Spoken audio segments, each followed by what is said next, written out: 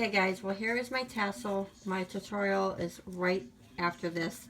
I just wanted to apologize for the camera being sideways again. For some reason, every time I set it in my little holder, it doesn't shift. So I'm sorry, the first part is not turned the right way, but the second part is. So please excuse that, and hopefully you can still see the tutorial. Okay guys, I'm back. I decided I couldn't wait. I wanted to go ahead and try to make the little paper tassel that I was telling you about.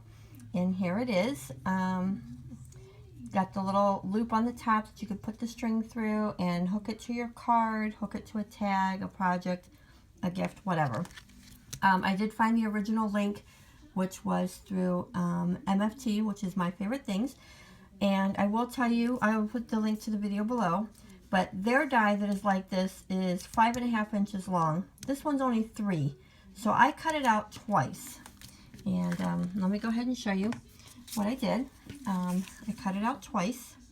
And what I'm going to do is I'm going to go ahead and just glue the edge of it right here. I already did the one. It didn't seem to affect it in any way.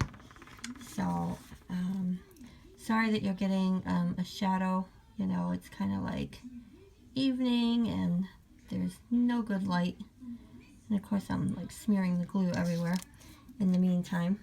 So I did notice when I cut the cut this die, the paper wanted to like roll or something automatically. So, but either way, it still worked out for me. So there. So I just glued the two together. So yes, it's a little bit longer than paper tray MFTs, but it seemed to work okay. I'm gonna raise the camera there a tiny bit.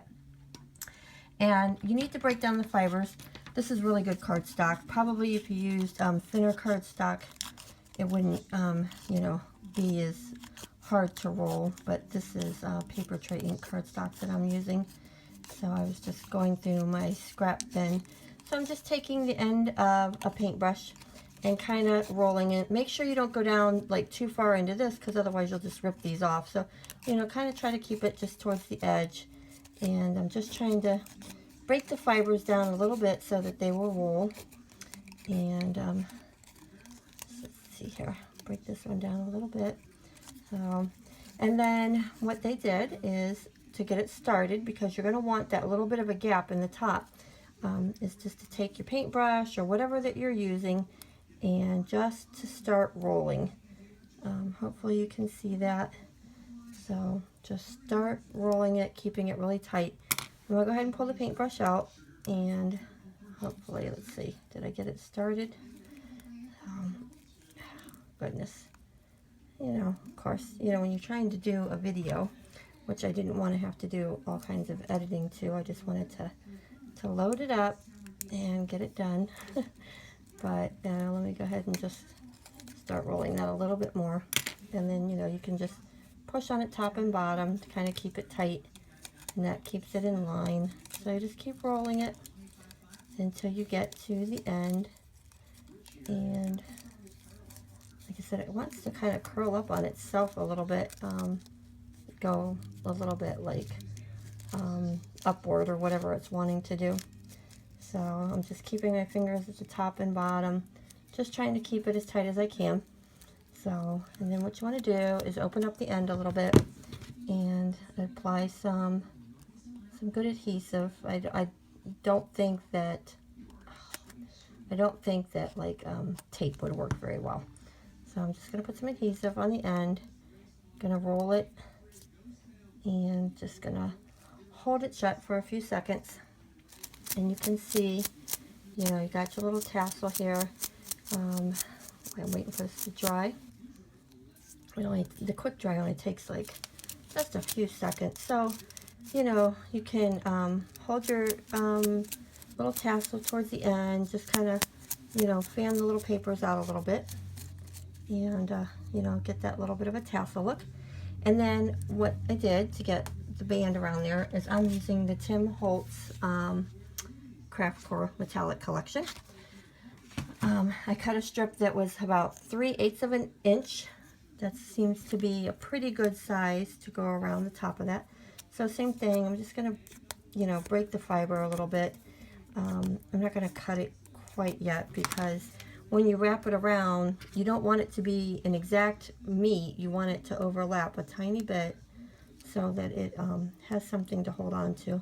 So I'm going to apply the glue to the top of that tassel, and then I'm just going to line it up and wrap it around. And when I get to the end, oh, sorry if it's not a good angle. I don't usually do too many tutorial videos. My project life is about it. Okay, so, and just gonna cut that off, and I'm gonna put a little bit of glue on the end right there where it meets, and just give it a wrap around, trying to, of course, you know, meet up on the ends, and give it a good pinch and hold it. So just kind of pushing the top and bottom to make sure that it's all together. Okay, and so to finish it up with the little thing on the top, see, we got the little hole because we used a paintbrush or something to make sure you get the little hole. This little strip I cut from the leftover, this is about 1/8 of an inch. Seems to work about the best. I'm going to cut it in just a 1-inch little strip. Let's see here. Cut like 1 inch of it. And then I'm going to just kind of run my nail. Once again, you got to get it to bend a little bit. And hopefully I can get this to work without too much difficulty. Let's see here.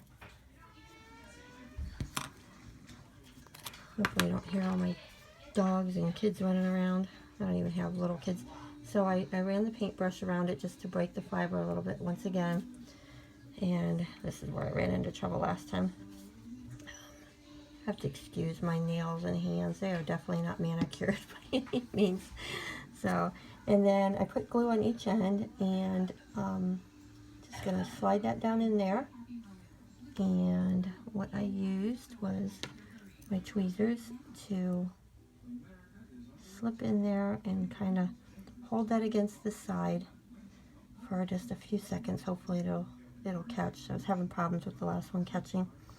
So hold that in there, and then let's see if I can get this to bend and get the other side in there.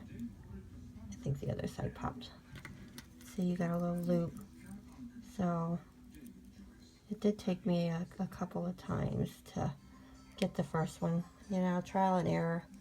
So anyways, so, you know, something small enough that you can push against the one side, push against the other side, just to help the glue kind of set a little bit. I'm going to hope that held. If not, then I'll re-glue it. And if you get a little bit of glue on the edge there, like I said, you could just scrape that off a little bit. So, and there is your little loop on the top, and the glue will dry right there. So yeah, so there's your little tassel. So you can string it on any project that you'd like. And so now I have 2 little tassels, and I can add them to a card or a project. So if you have any questions, just leave them down below. Like I said, well, you could tell I made a wider band on this one than this one. Did a little bit better measuring. So anyways, but yeah, if you have any questions, comments, just leave them down below. Super cute. Like I said, my die came from Paper Smooches just because it was a little bit cheaper. Well, a lot cheaper because I got it through Joann's on their sale than MFT's. But that's the little tassels. So if you guys have any questions, comments, just leave them down below. And I hope that helps somebody. And hopefully you can make something really, really cool with it. I'm looking forward to trying to incorporate them on some of my projects in the near future. All right, guys. Talk to you later.